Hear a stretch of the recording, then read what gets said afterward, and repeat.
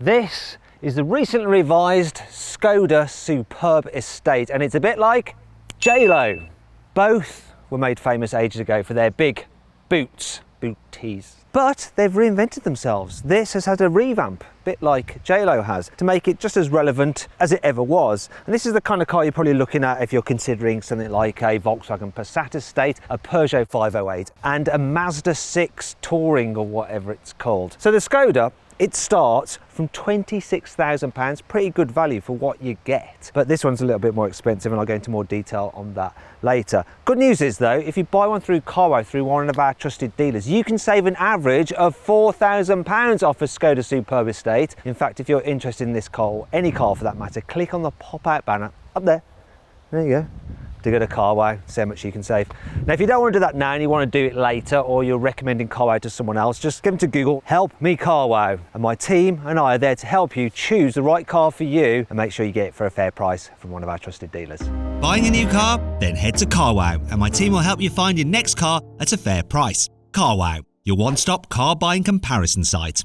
Let's start off this video by talking about the design of this revised Skoda Superb Estate. So from a distance, it looks pretty much identical, but there are some key upgrades. Now, Skoda is written proudly on the back rather than just having a badge. Sorry, it should be Skoda. You have posher tail lights. Scroll. You got a redesigned rear bumper. This is what it used to look like. This is what it looks like now. Wait a minute. Bear with me. Stick of truth. What the heck is this? What?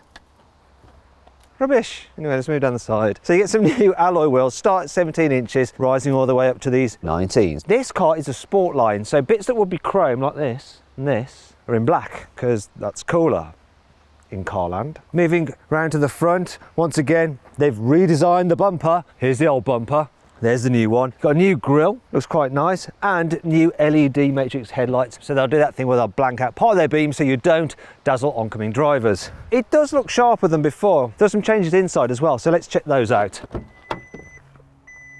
Oh dear, we seem to have lots of alarms going off because I've got a door open and the ignition on. Like I was saying, so upgrades here on the inside over the previous Superb. Include some new trims here on the dashboard and up here. You also get some new seat coverings as well, depending on which trim level you go for. This being the sport line has the sport seats with the Alcantara on them. They are lovely, lovely seats. It's very nice. But it doesn't really matter which version of the Superb you go for. It does feel fairly premium in here. So anyone who thinks that Skoda's a budget brand is wrong. So squidgy, solid, squidgy, soft, yielding and comfy, and there as well. It's all rather nice, and being a Skoda, it is of course nicely laid out as well. Dead simple to use, so you've got your climate controls all there, easy to get to, your driving stuff here, your lights there, steering wheel simple, and it's dead easy to get an ideal driving position because there's lots of adjustment in that steering wheel and in the seats as well.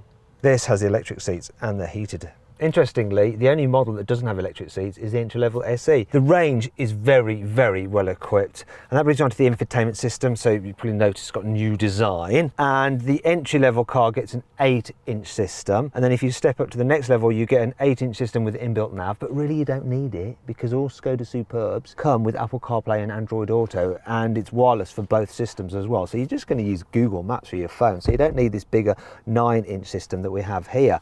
Though it is quite nice. The screen's fairly responsive, it's shiny, it's bright, it's easy to whip through different menus. It is of course completely touchscreen. It's not bad at all. It's not quite as good as the system you get in the BMW 3 Series Touring. In fact, if you want to see my full video review of that car, just click on the pop-out banner up there. Now, you can get the Skoda Superb Estate with a digital driver's display, and it's an okay one. It's a bit dark, a bit like the BMWs to tell you the truth, though I do think it's better than the 3 Series system, just because you have more options for changing your views and can show a bit more information on it if you want to. I'll tell you what this car is also really good for, and that's in-car storage. So look, underneath this armrest, there is quite a lot of space, and check this out, it's cooled by the air conditioning, so you can keep cans in there to keep them chilled. Then you've got a USB port there. There are your standard cup holders here. Some storage under here. Will it fit a large Samsung Galaxy S20 Ultra? Yeah, just about. Will it shut though? Yes! That doesn't usually happen. You got a 12-volt socket there, and USB port there for charging your phone. There you can get wireless charging with this car. The glove box is an all right size, and yet again, look, we've got cooling from the air conditioning system. And underneath here, look at this. There's actually storage beneath the front seats.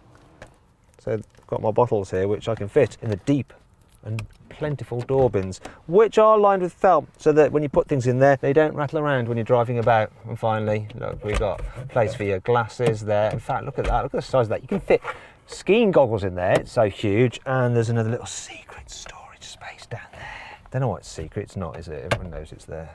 Right, let's check out the back seats. Shut the f*** up! Please excuse my language. It just does my head in, that stuff. What I can't complain about though is space in the back of this Superb, because it is, drum roll please, superb. Look at that knee room, loads of it. Look at this headroom, loads of it. Look how much space is in the footwell, loads of it. Stretchy outness, incredible. Need to carry 3 at once in the back? Oh, no problem.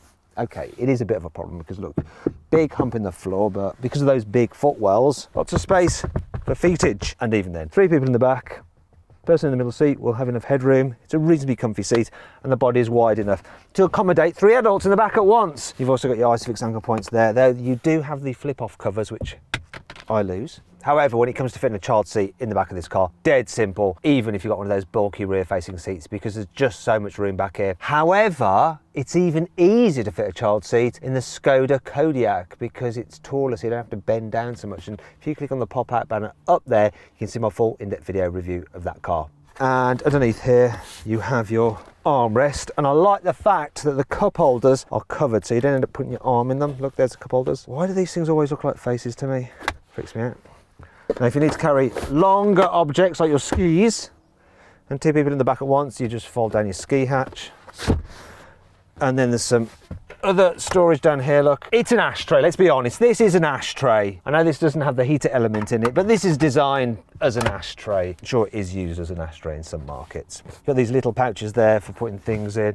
And yet again, look, huge felt-lined door bins. Last test, come on. No. Turn the ignition back on. Don't sound door alarm. Right. No. Child lock off. Let's try it one last time. Come on, go all the way down. Big window, goes all the way down so you can rest your arm or lean out if you want to do that kind of thing. Very impressive in the back seats. Now, let's check out the boot. So the load capacity is 660 litres, which is class leading, people. It's bigger than the boot of the VW Passat Estate. It's bigger than the boot you get with the Peugeot 508 SW, also known as the Estate. It's huge, but you're probably thinking, I just can't visualise litres. Can you illustrate that? Carry-on size luggage. Carry-on, airplane size carry-on luggage. That's what I meant to say. Well, yes, I can. I can't say it, but I can illustrate it. This is how many of those airplane-sized carry-on luggage cases you can fit in the Superb Estate's boot. It's quite a lot, isn't it? And all under the load cover as well. There's some useful features in here. You've got some hookage there, you've got some hookages there, you've got your 12 volters there, you've got some more hookages there, more hookage, more tie-down points, all very, very good. And underneath here, you now have a new divider with some big storage areas, which we're using to store this single AAA battery. Just there. Okay, let me just get this load cover out of the way. It is actually easy to remove if you're not a complete moron like me. And what I want to show you now is the fact that it's a bit of a load lift. It's a bit harder for me to get into this huge boot. I have to climb over this. You can actually get a bit that raises up this floor, so there is less of a load lift, but that's about 155 quid. Don't know why they don't just throw it in and just add 155 pound to the starting price of the car. Now, if you need to carry loads of stuff, obviously you can fold down the rear seats. Look. And then you can see why you probably would want that special raised floor, because then you'd have a continuous flat load bed. Because at the moment, if you're having to push heavy things to the front, you're just going to get them caught there. So that feature could be handy. But there's something else that annoys me about this. Look, see that? You could have some handles there to lower the seats without having to reach in. You can just do it from the back like you can on the VW Passat Estate. In fact, if you click on the pop-out banner up there to watch my full in-depth video review of the Passat Estate. Now, in fairness, I should point out that yet again, if you do want those handles here, You can pay extra for them, £95. I just don't understand what Skoda is playing at, really. It's supposed to be a practical car, yet they remove some of the practicality and make you pay a little bit extra for it. It's just not worth the hassle. That brings me on to 5 annoying things about this car. The backrest on the passenger seat on most versions of the Skoda Superb Estate can be folded flat, which is really good if you want to carry very, very long items. However, on the Sportline model, it won't do it, even though this front passenger seat isn't electric like the driver's seat. Doesn't make sense to me. The 2-litre diesel engine in this car is pretty rattly. You can probably hear it getting picked up on my microphone. Interestingly, it's the same 2-litre diesel you get in the Volkswagen Passat Estate, yet somehow it's quieter in that car. It's like it's been told to be just specifically louder in the Skoda, and that's the reason why the Volkswagen is a bit more expensive. I don't think there's any point having the start button here where you'd normally have the key in the ignition, because if you've got keyless go, you have to store the key somewhere. So if you have the start button there, you might as well just have the key just stuck in there like that, the old-fashioned way. Pointless. The plug-in hybrid version of this car's boot is just 625 litres, so a terrible 35 litres less than the standard car. It's because of the batteries underneath the boot floor. Big deal, eh? I don't know why the automatic version of this car has to have such a big, stupid gear selector which takes up so much space. Why doesn't it have like those small little ones that you now get on things like the Volkswagen Golf and the Audi A3? Much better. Who needs such a big, stupid knob? Thankfully, this car has plenty of cool features to help make up for all this. Here's 5. Who says Skoda is a budget brand? Look, you can get it with interior ambient lighting with 10 different colours to choose from. See?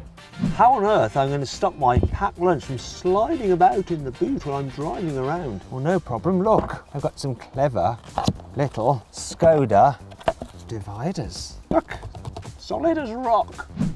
So these little grippers in there, well, they allow you to do this. One bottle, unopened, put it into the cup holder. Oh look, I can't take the top off, but if I push down a little bit, those grippers hold the bottle still, and I swear you can do it, see?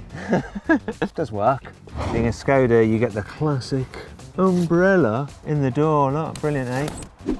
You've been expecting this one, haven't you? Look, there is an ice scraper with a magnifying glass here in the fuel filler cap. So very Skoda. Now we need to talk about the engines and the different equipment levels, and it's quite confusing, so pay attention.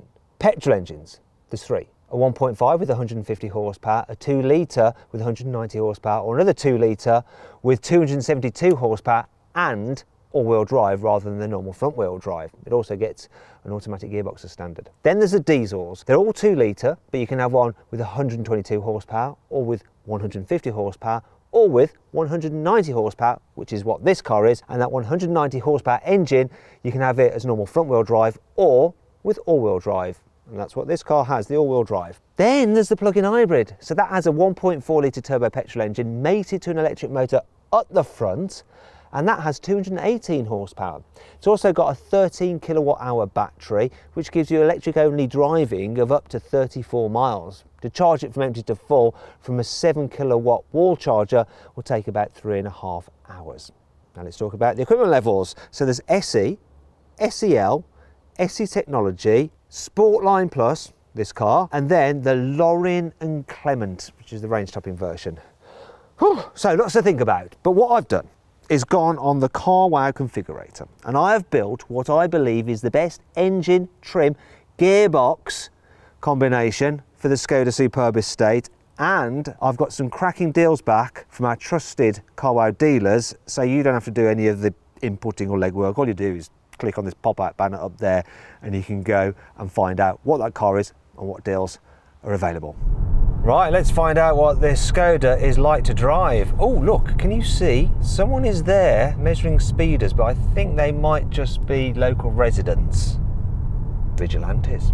Anyway, back to the review. This is a very easy, relaxing car to drive in town. The suspension is really good at dealing with bumps. You hardly feel them through your bottom. You do hear them though. The suspension can be a bit noisy. One thing I can't complain about though is the visibility, so it's actually pretty decent. This is a big car, but you do get the sense of where the corners of it are, which is handy when you're manoeuvring around town. The light steering's also good as well. It's so easy. What's not so great is the turning circle. So it's 11.7 metres, which is more than a Peugeot 508 SW, it's more than a Mazda 6 Tourer, and that does affect things when you're trying to park. I'm going to give it a go at parking now because it is a long car. This isn't the tightest parking space, but I still wish that I had a reversing camera. Now, you only get a reversing camera as standard on the range topping model, otherwise you have to pay for them. While you do have all-round parking sensors, the camera just makes it easier to see exactly where you're heading, rather than having to rely on the beeps and like the sensor thing. I mean, I'm not so convinced about where I am. Also, the sensors are always a little bit pessimistic. The camera lets you just get as close as you dare. Anyway, it's not too bad. And I'm holding up the traffic, so I'm going to get out of here. And I've done my little parking demonstration. Anyone who thinks that this is too big a car for them to drive in town is wrong. It's perfectly manageable. Okay, so there. The only thing that can be a bit annoying is the automatic gearbox can sometimes, just sometimes, be a bit jerky when you're first pulling away or manoeuvring. Something to bear in mind. When you head out of the town and end up on a twisty road, you do notice a bit of a trade-off for the Skoda's relaxed approach, because it's all a bit kind of leany in the bends and soft and squidgy. It's not terrible by any means, but something like a Vauxhall Sport Tourer does feel sharper and more fun to drive if that's what you want from your practical estate car. You can get it with adaptive suspension, which will firm up the suspension at the press of a button, but really it's an option on this Sportline Plus version and it's not worth it. Just accept the fact this is designed to be a comfy car. This one does have modes though, driving mode, so I can go for a sports mode, which sharpens up the throttle response and adds weight to the steering, but absolutely pointless on a Skoda Superb, as is the fact that I can put the gearbox into sport or manual and then change gears myself. I'm not going to be doing that, can't be arsed. One of the main reasons you might be interested in a car like this Skoda Superb is because you do lots of miles on the motorway. So let's see what it's like in its natural environment, shall we? I think if you're doing big distances, you're going to want one of the diesels, and this one's pretty good. I'm cruising at 50, need to overtake, so I'm going slowly. It's fairly punchy. Off we go, up to 70, no problem at all. And the gearbox, it responded fairly well. This car is actually good on the motorway. It's relaxing, it's stable. It should give good economy. In fact, shall we find out what economy it's averaging? Well, there you go. This particular car comes with adaptive cruise control as standard, so I can just put it on and it's going to keep me a safe distance from the car in front. So I'll set my speed and the distance that I want to stay from the car in front, and it'll use a radar to make sure I don't get too close. It'll brake me automatically to slow down so that I don't need to think about that. One thing it does miss though is that steering control. It won't steer to keep you in lane. If you want that functionality, you have to pay extra. You need the upgraded specialist cruise control, and that's an extra £1,000 for the steering. It does some other clever stuff as well, but really you do need that steering system that will do the auto steer for you for that full relaxing autonomous cruise control, because otherwise you're still doing the tiny little bit of input to keep yourself in lane, whereas really you want the car to do it for the most relaxing long journey driving. If you're wondering what that beeping is, it's because I'm getting too close to the car we're actually filming from. The safety system doesn't like it. It's annoying when I'm trying to film the car, but it's very, very helpful for every owner who wants to avoid a crash. Yes, I get the idea. I'm just trying to film. I'm aware of my proximity to our tracking car. Yes, Skoda, you like to beep and bong at me, don't you? Yes, that's right. Yeah, I know. That's enough already.